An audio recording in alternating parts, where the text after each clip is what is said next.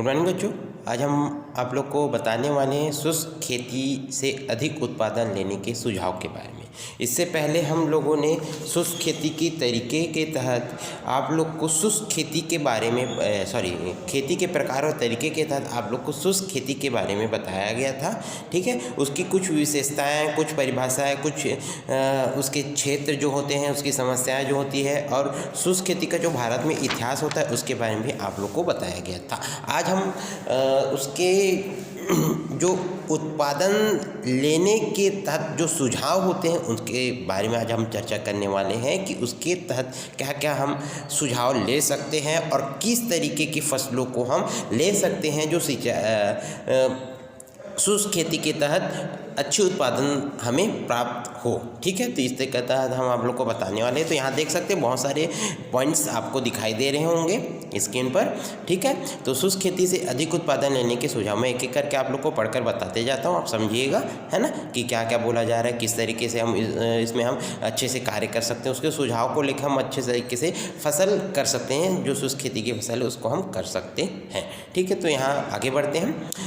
शुष्क खेती से अधिक उत्पादन लेने के सुझाव में सबसे पहला है आपका, आप देख सकते हैं, वर्षा का पानी अधिक सोखने के लिए ग्रीष्मकालीन जुताई करना चाहिए। वर्षा का पानी अधिक सोखने के लिए ग्रीष्मकालीन का मतलब क्या होता है, जो गर्मी के मौसम होते हैं उसमें हम खेतों की जुताई करके रख देते हैं। ठीक है, खेतों की जुताई करके रख देते हैं, जिससे क्या होती है, खेतों की जुताई करने से खेती में छोटे छोटे छिद्र बन जाते हैं। जुताई करने से एक नालीनुमा उन लोग के लिए आकृति मिट्टी की खुदाई हो जाती है। और जब बारिश होती है तो वहाँ जो वर्षा होती है वो जुताई करने वाले भागों में उसका हम संरक्षण कर सकते हैं। उसका हम क्या कर सकते हैं, पानी का वर्षा से जो वर्षा का जो पानी होता है उसका हम क्या कर सकते हैं, संरक्षण कर सकते हैं। इसलिए यहाँ बोला गया वर्षा के पानी अधिक सोखने के लिए ग्रीष्मकालीन जुताई करनी चाहिए। दूसरा है, खेतों की मेड़बंदी कर देना चाहिए जिससे वर्षा का पानी खेत सोख सके। खेतों के जो मेड़ होते हैं उसको अच्छे तरीके से बंद करके रखना चाहिए ताकि जो उसमें पानी है, जो वर्षा का पानी है, उसको अच्छे तरीके से सोख सके, उसका हम संरक्षित कर सकें। ठीक है, इसके लिए तीसरा है आपका भूमि की भौतिक दशा तथा खरपतवार नियंत्रण के लिए वर्षा के बाद जुताई कर देना चाहिए। भूमि की भौतिक दशा को सुधारने के लिए, खरपतवार नियंत्रण के लिए वर्षा के बाद उसकी जुताई कर देनी चाहिए। नेक्स्ट है, सूखा करने वाले फसल जैसे ज्वार, बाजरा, जौ, चना, अलसी उगाना चाहिए। ठीक है, सूखा सहन करने वाले, है ना, तो सूखा सहन करने वाले फसलें जैसे ज्वार आपका है, जो पानी की पर्याप्त सिंचाई ना होने पर भी हम उस फसल की बुआई कर सकते हैं। तो ज्वार है, बाजरा है, जौ है, चना है, अलसी है, ये जो पौधे हैं या फसल हैं, ये सूखा सहन कर सकते हैं। तो इस तरीके के फसलों को हमें क्या करना चाहिए, लेनी चाहिए। नेक्स्ट है आपका, बीज दर को साधारणतः सिंचित खेती की अपेक्षा कम रखना चाहिए। बीज दर जो होती है उसको साधारणतः सिंचित खेती की अपेक्षा कम रखना चाहिए। लाइन में बुआई कार्य करना चाहिए, बुआई दूर दूर तक गहरी करनी चाहिए। मृदा की जल संधारण क्षमता बढ़ाने है तो जीवांश खाद का प्रयोग करना चाहिए केवल खरीफ के मौसम में, क्योंकि इस समय भूमि में नमी रहती है। ये अच्छा पॉइंट है ना, इसमें लिखा हुआ है कि मृदा की जल संधारण क्षमता बढ़ाने हेतु, क्योंकि क्या है, सिंचाई जब हम शुष्क खेती करते हैं तो वहाँ हमें जलों का संरक्षण करना पड़ता है। तो ये बहुत अच्छा पॉइंट यहाँ लिखा हुआ है कि मृदा की जो जल धारण क्षमता है उसको बढ़ाने हेतु जीवांश खाद का प्रयोग करना चाहिए केवल खरीफ के मौसमों में, क्योंकि इस समय भूमि में नमी रहती है। केवल खरीफ के समय में ये करनी चाहिए क्योंकि उस समय जो भूमि होती है वो नमी रहती है। ठीक है, नेक्स्ट है आपका, एंटी ट्रांसपेरेंट रसायन जैसे सिलिकॉन, एथाक्लोल, हाइड्रॉक्सीलेमाइन आदि का प्रयोग करके उत्सवेदन को कम किया जा सकता है। उत्सवेदन को क्या किया जा सकता है, कम किया जा सकता है। ये भी बहुत अच्छा पॉइंट है, जिसमें हम क्या कर सकते हैं, विभिन्न रसायन जो होते हैं उसका हम उसको छिड़काव लेकर उसकी छिड़काव करके हम उसकी जो भूमि की उत्सवेदन है उसको हम कम कर सकते हैं। नेक्स्ट है आपका वर्षा ऋतु में वर्षा के पानी को इकट्ठा या बाहर हार्वेस्टिंग करके ज़रूरत के समय प्रयोग किया जा सकता है। ज़रूरत के समय क्या किया जा सकता है, प्रयोग किया जा सकता है। खाली खेत में या फसल की 2 लाइनों के बीच मल्च बिछाकर नमी संरक्षण करना चाहिए। ये भी बहुत अच्छी पॉइंट है, जिसमें क्या लिखा हुआ है कि खाली खेत में या फसल की 2 लाइनों के बीच, जब खाली खेत होती है या फसल की जाती है तो उसकी 2 फसलों के बीच जो बीच की जगह होती है, ठीक है, बीच की जो जगह होती है उसमें हम मल्च बिछाकर नमी संरक्षण कर सकते हैं, करना चाहिए, ताकि हम जो शुष्क खेती है उसको हम अच्छे तरीके से कर सकें। ठीक है। नेक्स्ट है आपका शुष्क खेती हेतु फसल चक्र उपयोगी होती है, जैसे कि उसमें बहुत सारे ऐसे फसल चक्र है जिसको अपनाना चाहिए शुष्क खेती के लिए। जैसे कि यहाँ कुछ फसलों के नाम दिए हुए हैं, उर्द, गेहूँ या जौ, बाजरा, चना या मटर, मक्का, अलसी, धान, तोरिया, मूंगफली, सरसों या सूर्यमुखी, ठीक है, मूंग, जौ, मक्का, गेहूँ या सरसों या कुसुम। ठीक है। तो इस तरीके से फसल चक्र में हम फसलों को अपनाकर हम कार्य कर सकते हैं बहुत अच्छी तरीके से। इसमें ये जो फसल है साधारणतः हम बोल सकते हैं कि सूखा सहन करने वाले, ठीक है, साधारणतः सूखा सहन करने वाले जो फसल होते हैं उसको हम फसल चक्र के रूप में लेकर हम बुआई का कार्य कर सकते हैं। ठीक है। रबी फसलों की बुआई व वर्षा की समाप्ति तक कर लेनी चाहिए। रबी फसलों की जो बुआई होती है वर्षा की समाप्ति तक कर लेनी चाहिए। कम अवधि की फसलें लेनी चाहिए। फसलों को शुष्क कृषि हेतु उपयुक्त प्रजाति का चयन करना चाहिए। ढलुआ भूमि पर किसी किराए या ढाल के विपरीत करना चाहिए। शुष्क खेती के लिए उपयुक्त विभिन्न फसलों की उन्नतशील किस्में निम्न तरीके से अपनानी चाहिए। जैसे धान है तो धान के बहुत सारी उन्नत किस्म की जो प्रजातियाँ रहती है उसको हम ले सकते हैं। यहाँ बहुत सारे नाम दिया हुआ है, देख सकते हैं आपका RP 795, DR 92, रामजिया 1, IET 7613, 7614, Kaveri, Ratna, आकाशी, बेला, पद्मा, N22, साकेत 3। तो इस तरीके से ये जो फसल है इसको हम लेकर शुष्क खेती का कार्य कर सकते हैं। यहाँ बहुत सारे फसल है जिसमें आप देख सकते हैं गेहूँ है, गेहूँ की प्रजातियाँ हैं, ज्वार है, बाजरा है, चना है, ठीक है, आपका अरहर है, बसत मूंगफली है, ठीक है, सरसों के वर्ग के हैं। तो इस तरीके से हम क्या कर सकते हैं, इन तरीके के फसलों को हम लेकर शुष्क खेती का कार्य कर सकते हैं। शुष्क खेती का क्या कर सकते हैं, कार्य कर सकते हैं। इसके आगे आप देख सकते हैं काली सरसों है, ठीक है, इसके आप आगे देख सकते हैं आप काली सरसों है। काली सरसों के रूप में आप फसलों को ले सकते हैं। पीली सरसों है आपका, क्या है, पीली सरसों के रूप में है। मूंग है, सोयाबीन है, सूर्यमुखी है। तो इस तरीके की फसलों को आप लेके क्या कर सकते हो, शुष्क खेती का कार्य अच्छे तरीके से कर सकते हो। तो इसमें बहुत सारी इसकी प्रजातियां होती हैं, तो उसको आप लेके फसल का कार्य कर सकते हैं। उसको आप लेकर क्या कर सकते हैं, फसल का कार्य कर सकते हैं। इसके आगे आप और देख सकते हैं, इसमें लिखा हुआ है उसके आगे सिंचित खेती। इसके आगे आपका आ जाता है एक सिंचित खेती। इसके आगे हमें कुछ और पॉइंट थे जिसमें तद मिश्रित खेती होती है, मिश्रित खेती के लाभ होती है, मिश्रित खेती के लिए सुझाव, मिश्रित खेती की सीमाएं। इसके पहले भी आप लोगों ने मिश्रित खेती के बारे में पढ़ा था, उसके तहत उसकी लाभ भी आपने पढ़े थे, उसके सुझाव भी है और उसकी सीमाएं भी है। तो उसके सुझाव और सीमाएं भी आप बुक से एक बार और पढ़ सकते हैं। ठीक है। इससे पहले हमने आप लोग को पूरी तरीके से शुष्क खेती के बारे में बता दी कि शुष्क खेती क्या होती है, किस तरीके से उसके सुझाव होते हैं और किस तरीके से उसमें फसलों को लेना चाहिए। अब हम पढ़ने वाले सिंचित खेती। सिंचित खेती क्या होती है? सिंचित खेती का मतलब मैंने पहले ही बता दिया था। शुष्क खेती में जब हम पढ़ रहे थे कि शुष्क खेती जब हम करते हैं तो उसमें 2 तरीके से आवश्यकता होती है। एक बहुत ही कम सिंचित क्षेत्र हमें प्राप्त होते हैं, ठीक है। शुष्क खेती के लिए हमें बहुत कम सिंचित क्षेत्र प्राप्त होते हैं और वर्षा पर आधारित होकर हम क्या करते हैं, खेती करते हैं, तो वो आपका शुष्क खेती कहलाती थी। यहाँ हम आप लोग को सिंचित खेती के बारे में बताने वाले हैं। तो सिंचित खेती उसके बारे में पढ़कर बताना चाहूँगा। सबसे पहले सिंचित खेती के मतलब आप समझ गए होंगे। सिंचित मतलब ऐसी जगह जहाँ पर सिंचाई की पर्याप्त सुविधा होती है। ऐसी जगह जहाँ सिंचाई की पर्याप्त सुविधा होती है उसको हम सिंचित खेती कह सकते हैं या कहते हैं, ठीक है। तो यहाँ मैं पढ़कर बताना चाहूँगा आप लोग को कि भारत का कुल भौगोलिक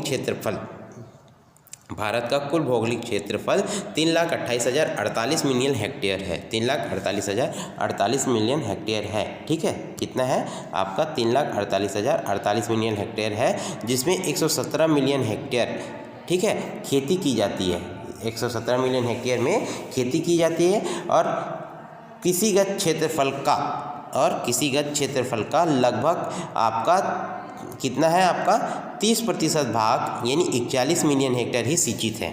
ठीक है, यानी बोला जाता है कि या आपको प्राप्त होती है भूमि के क्षेत्र में जो सिंचित क्षेत्र है उसका भी एक अनुमानित क्षेत्रफल प्राप्त किया गया है, जिसके तहत कृषि का क्षेत्रफल लगभग 30% भाग जो है 41 मिलियन हेक्टेयर ही सिंचित है ना, लगभग 41 मिलियन हेक्टेयर ही सिंचित है। और देश के समस्त सिंचित क्षेत्र का लगभग 40% भाग जो है सिंचाई के लिए नहरों पर निर्भर रहती है, तथा 35% जो भाग है क्षेत्र जो भाग है वो कच्चे एवं पक्के कुओं से सिंचाई की जाती है। कच्चे एवं पक्के कुओं से क्या की जाती है, सिंचाई की जाती है। तो इस तरीके से अलग अलग तरीके से क्या किया जाता है, सिंचाई करने का साधन उपलब्ध कराया जाता है और बुआई करने का कार्य किया जाता है, तो उसको हम सिंचित खेती कहते हैं। यहाँ आप आसान तरीके से समझ सकते हैं, बहुत अच्छे तरीके से बताया गया है कि भारत का कुल भौगोलिक क्षेत्रफल 3,28,048 मिलियन हेक्टेयर, जिसमें 117 मिलियन हेक्टेयर जो है खेती करने लायक होती है और लगभग 30% जो भाग है यानी 41 मिलियन हेक्टेयर जो है वो सिंचित क्षेत्र है। और देश की समस्त सिंचित क्षेत्रफल का लगभग 40% जो भाग है हम नहरों से करते हैं, यानी नहरों पर निर्भर होकर हम सिंचित खेती करने का कार्य करते हैं। और कुछ उसमें से 35% जो भाग है वो क्षेत्रफल जो है वो कच्चे एवं पक्के कुओं से सिंचाई की जाती है। कई जगह कच्चे और पक्के कुओं से भी सिंचाई करने का उपयोग किया जाता है। ठीक है, सिंचाई करने का क्या किया जाता है, उपयोग किया जाता है। तो इस तरीके से ये क्षेत्र बता दिए गए हैं। और शेष जो 25% क्षेत्रफल है वो ट्यूबवेल, झील, तालाबों से सिंचाई की जाती है, लेकिन विगत एक दशक से मोटर पंप या ट्यूबवेल की संख्या में काफ़ी वृद्धि हो रही है, जिसके तहत सिंचाई किया जाता है। आजकल बहुत ऐसे किसान हैं जो जागरूक हो गए हैं और अपने किसी कार्य को बहुत अच्छे ढंग से करने के लिए उसकी उत्पादन क्षमता को बढ़ाने के लिए वो बहुत अच्छे तरीके से जो एक विधिवत जो आज के आधुनिक युग के तहत जो कार्य करते हैं, एक जागरूकता के तहत, तो हर एक किसान जो है अपनी उत्पादन क्षमता को बढ़ाने के लिए मोटर पंप या ट्यूबवेल के द्वारा जो है सिंचाई करने का कार्य करते हैं। तो ये बहुत हमारे लिए अच्छी बात है कि आज जो किसान हैं धीरे धीरे जागरूक हो रहे हैं और अपनी खेती कार्य को अच्छे से सुचारू रूप से चलाने के लिए और अच्छे से उपज प्राप्त करने के लिए वो मोटर पंप या ट्यूबवेल की सहायता से सिंचाई करने का कार्य करते हैं, यानी उसे नहरों पर निर्भर नहीं रहना पड़ता है। ठीक है, ये नहरों पर या वर्षा के पानी पर निर्भर नहीं रहना पड़ता है, वो अपना सिंचाई के साधन खुद बना लेते हैं।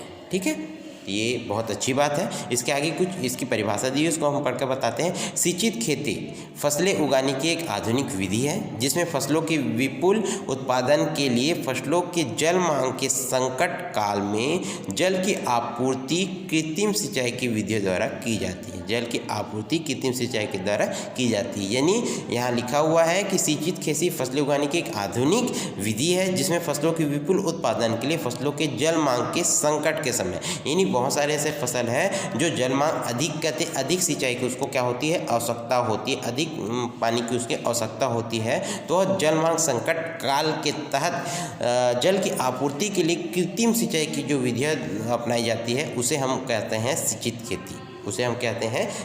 खेती। ठीक है, फसलों की जल मांग की क्रांतिक अवस्थाएं हैं।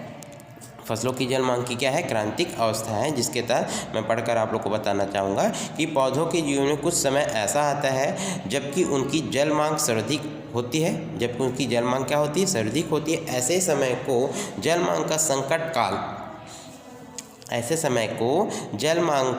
संकट काल ठीक है, कहते हैं जल मांग का क्या कहते हैं, संकट काल कहते हैं, critical periods of water requirement, critical period of water requirement कहा जाता है, यानी जल मांग का संकट काल। ठीक है, फसलों की इन अवस्थाओं को क्रांतिक अवस्था भी कहते हैं। इन अवस्थाओं पर भूमि में यदि पर्याप्त जल नहीं होता है, भूमि में यदि पर्याप्त जल नहीं होता है तो पौधों की वृद्धि, ठीक है, पौधों की वृद्धि, विकास और उपज में भारी कमी होती है। आप स्पष्ट रूप से समझ सकते हैं, जहाँ पर हमें सिंचाई के पर्याप्त साधन नहीं होगी तो वहाँ पौधों की वृद्धि भी अच्छे तरीके से नहीं होती है और ना ही हमें उपज भी अच्छे से प्राप्त होती है। ठीक है, तो क्रांतिक अवस्थाओं पर जल की कमी से होने वाली हानि को, जल की कमी से होने वाली हानि को आगे जल देकर भी पूरा नहीं किया जा सकता, आगे जल देकर भी हम पूरा नहीं कर सकते। तो कुछ प्रमुख फसलों के जल मांग के संकट का काल को निम्नांकित तरीके से आप लोग को बताया गया है, जिसमें बहुत सारे ऐसे फसल है जो अत्यधिक जल मांग के तहत सिंचाई करके ही खेती की जा सकती है और उसे आगे हम जल देकर हम पूरा नहीं कर सकते हैं। ठीक है, तो एक निश्चित समय होता है जिस समय उसको पूरी तरीके से जितनी उसकी जल मांग की आवश्यकता होती है उस फसलों को देनी चाहिए। जैसे यहाँ इस सारणी में बहुत सारे फसल है जिसके बारे में बता दिया गया है। जैसे कि आप देख सकते गेहूँ है ना, बौनी जाति की जो फसल होते हैं गेहूं में, बौनी जाति के जो फसल होते हैं गेहूं में, उसके तहत संकट काल अथवा क्रांतिक अवस्था जो होती है, शिखर जो होती है जड़ों की निकलते समय, ग्रोथ रूट है ना, इंटेंशन स्टेज, ठीक है, कल्ले फूटते समय, दीर्घ संधि अवस्था, पुष्पन अवस्था, इस समय उसको जल मांग की आवश्यकता होती है। ठीक है, इस समय उसको जल मांग की क्या होती है, आवश्यकता होती है। उसी तरीके से देसी गेहूं के रूप में आप देख सकते हैं पौधों की कल्ले फूटते समय, बालियाँ निकलते समय, दुग्ध अवस्था पर। धान को आप देख सकते हैं, धान भी एक जल मांग के तहत है, अत्यधिक जल मांग की आवश्यकता उसे होती है। ठीक है, तो उस समय कब कब उसे अत्यधिक पानी की आवश्यकता होती है, तो आप देख सकते हैं कल्ले निकलते समय, फूल आते समय, दाने बनते समय। मक्का का आप देख सकते हैं नर एवं मादा फूल निकलते समय, नर एवं मादा फूल निकलते समय, दाना बनते समय, फूल आते, दाना बनते समय। ज्वार को आप देख सकते हैं फूल आते समय, दाना बनते समय। बाजरा भी फूल आते दाना बनते, चना मटर जो है फूल आते दाना बनते। तो इस तरीके से ये जो फसल है उसको जल मांग की आवश्यकता होती है और संकट काल के समय इस तरीके से उसकी क्रांतिक अवस्था संकट काल उत्पन्न होती है। तो इस समय उसको जो उसकी जल मांग होती है उसको देना अति आवश्यक होता है। क्या होता है, अति आवश्यक होता है। आगे आप देख सकते हैं कि गन्ना जो है उसके भी कल्ले फूटते, कल्ले का वृद्धि काल, गन्ने की चीनी पड़ते समय, आलू को देख सकते हैं स्टोलन बनते समय, कंद बनते समय, उनके पूर्ण होने तक। ठीक है, आप कपास को देख सकते हैं सिपोडियल, शाखाएं निकलते समय, फूल निकलते समय, गुलर बनते समय, गुलर के फटने से समय। तो इस तरीके से ये जितने भी सारे पौधे हैं उसमें एक समय रहती है जिस समय उसको पानी की आवश्यकता होती रहती है। तो उसके तहत जैसे कि अगर हम उस समय उसको पानी की उसकी आवश्यकता है उसको हम नहीं करा पाते हैं तो वो फसल जो होती है उसकी उत्पादन अच्छे तरीके से नहीं हो पाती है। ठीक है, आगे हम और आगे आप लोग को बताते हैं फसलों की जल मांग। ठीक है, ये होगी आपका सिंचाई खेती के तहत। अब आगे हम पढ़ते हैं फसलों की जल मांग के तहत। तो फसलों की जल मांग क्या होती है, 1 किलोग्राम शुष्क पदार्थ उत्पन्न करने के लिए, 1 किलोग्राम शुष्क पदार्थ उत्पन्न करने के लिए पौधों के विभिन्न अंगों द्वारा जितने किलोग्राम पानी वाष्प रूप में उत्सर्जित किया जाता है, जितना किलोग्राम पानी वाष्प रूप में उत्सर्जित किया जाता है उसे वाष्पोत्सर्जन अनुपात अथवा पौधों की जल मांग कहते हैं। वाष्पोत्सर्जन अनुपात या पौधों की क्या बोला जाता है, जल मांग बोला जाता है। ठीक है, अतः पौधों की जल मांग अथवा वाष्पोत्सर्जन अनुपात 1 किलोग्राम शुष्क पदार्थ उत्पन्न करने में पौधों द्वारा उड़ाए गए पानी की किलोग्राम में मात्रा है। उड़ाए गए पानी की क्या है, ये किलोग्राम में मात्रा है। तो ये होती है आपको फसलों की जल मांग के बारे में। आगे और बताते हैं आप लोग को, पौधों में जड़ों के भार को छोड़ते हुए इकाई भार, शुष्क भार पैदा करने के लिए जितनी इकाई पानी की आवश्यकता होती है, पैदा करने के लिए जितनी इकाई पानी की आवश्यकता होती है उसको हम फसल की जल मांग कहते हैं। ध्यान दीजिएगा क्या बोला जा रहा है कि पौधों की जड़ों के भार को छोड़ते हुए इकाई भार शुष्क पदार्थ पैदा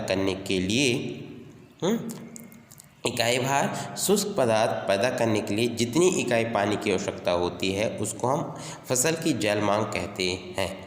जल मांग में जल की वह मात्रा जो अंतःस्रवण, वाष्पन और वाष्पोत्सर्जन आदि द्वारा नष्ट होती है, ठीक है, भी सम्मिलित होती है, यानी इनको भी उसमें क्या किया जाता है, सम्मिलित किया जाता है। जल मांग को एक समीकरण के द्वारा प्रदर्शित कर दिया गया है, जिसमें आप देख सकते हैं, है ना, यहाँ लिखा हुआ है, क्या लिखा हुआ है,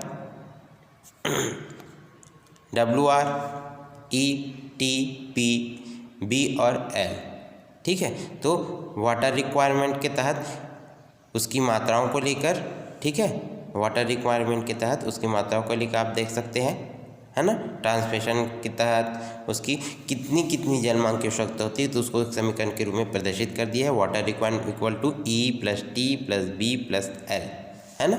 इसके तहत उसको बताया गया है। फसल उसको हम बता देते हैं, WR मतलब वाटर रिक्वायरमेंट, फसल की जल मांग, कितनी उस फसल की जल मांग होती है। E मतलब जल की वाष्पीकरण, इवोप्रेशंस के रूप में नष्ट हुई मात्रा, ठीक है ना, इवोप्रेशन के रूप में नष्ट हुई मात्रा। T मतलब जल की वाष्पोत्सर्जन के रूप में। B मतलब पौधों के शरीर की निर्माण के समय, बिल्डिंग ऑफ प्लांट, ठीक है, टिश्यूज। L मतलब पानी का अपव्यय, लॉसेस ऑफ वाटर, अपसरण, सीपेज एवं अंतःस्रवण, ठीक है, प्रोलेक्शन। तो इस तरीके से ये जो है जल मांग की आवश्यकता होती है ना। प्रोकुलेशन करके बोला गया है अंतःस्रवण के रूप में। तो ये होती है फसलों की जल मांग के तहत। फसलों की जो जल मांग होती है उसमें अनेक कारकों का प्रभाव पड़ता है। इससे फसल की जो जल मांग की कोई निश्चित मात्रा निर्धारित नहीं की जा सकती है, अर्थात जल मांग घटती बढ़ती रहती है। सीधी बात है। जिस तरीके से हम मृदा को उपयोग करते हैं, जिस मृदा पर हम फसलों को बुआई करते हैं, तो उसके तहत वो क्या होती है, फसलों की जल मांग जो होती है घटती बढ़ती रहती है, ठीक है। हम अगर अच्छे से सिंचाई वाले क्षेत्र में अगर पौधों की बुआई करते हैं तो वहाँ निश्चय ही वहाँ जल मांग हमें पौधों की जो जल मांग होती है वो कम होगी, ठीक है, पौधों की जो जल मांग होती है वो कम होगी। और अगर आप सूखा क्षेत्र में अगर आप फसलों को बुआई करने का कार्य करते हैं तो वहाँ यानी शुष्क खेती के जरिए अगर उन फसलों को बोने का कार्य करते हैं तो वहाँ उसकी जो जल मांग होती है बहुत अधिक हो जाती है, ठीक है, उसकी जो जल मांग है बहुत अधिक हो जाती है, ठीक है, अर्थात जल मांग घटती बढ़ती रहती है। प्रायः खरीफ के फसलों की जल मांग रबी की फसलों की अपेक्षा अधिक होती है। सिंचाई संबंधित अनुसंधान के आधार पर निम्नलिखित जो जल मांग है वो आपको नीचे जो सारणी दिखाई दे रही है उसमें दिखाई दे रही होगी, ठीक है। इसमें क्या बताया गया है, कौन कौन से फसल ऐसे हैं जिसकी जल मांग किस तरीके से होती है, ठीक है। हेक्टेयर सेंटीमीटर के तहत धान है तो धान के लिए कितनी है, 92 हेक्टेयर सेंटीमीटर के रूप में। गेहूं है तो 20 हेक्टेयर सेंटीमीटर के तहत। ज्वार के लिए आपका 25, मक्का के लिए 37, गन्ना के लिए 125, चना के लिए 10, जौ के लिए 18, सरसों के लिए 16, बाजरा के लिए 50, मूंगफली के लिए 60, सोयाबीन के लिए 70, कपास के लिए 35 और बरसीम के लिए 65। तो इस तरीके से ये जो पौधे हैं ये अपनी हेक्टेयर के हिसाब से उसकी एक सीमा होती है जिसके तहत वो इतनी जल मांग करते हैं, ठीक है। तो ये इस तरीके से आप बता सकते हैं कि कौन से पौधे के लिए कितनी जल मांग की आवश्यकता होती है हेक्टेयर सेंटीमीटर के रूप में, ठीक है। ज़्यादातर एग्ज़ाम में प्रश्न आता है कि फसल की जल मांग क्या होती है, किस तरीके से होती है और उसके कौन कौन से फसल हैं जिसकी जल मांग हेक्टेयर सेंटीमीटर में कितनी कितनी होती है, आप लोग को पूछा जा सकता है, ठीक है। तो ये हुआ हमारा आज का टॉपिक जिसमें हमने आप लोग को बताया शुष्क खेती के लिए उत्पादन लेने के सुझाव, आपका सिंचित खेती और सिंचित खेती के तहत फसलों की जल मांग की क्रांतिक अवस्थाओं के बारे में और फसल की जल मांग किस तरीके से होती है, क्या होती है जल मांग, आप लोग को बताया गया। और कौन कौन से ऐसे फसल है जो कितने हेक्टेयर सेंटीमीटर के तहत जल मांग करते हैं, ठीक है। तो आज का हमारा टॉपिक हम यहीं समाप्त करते हैं। धन्यवाद।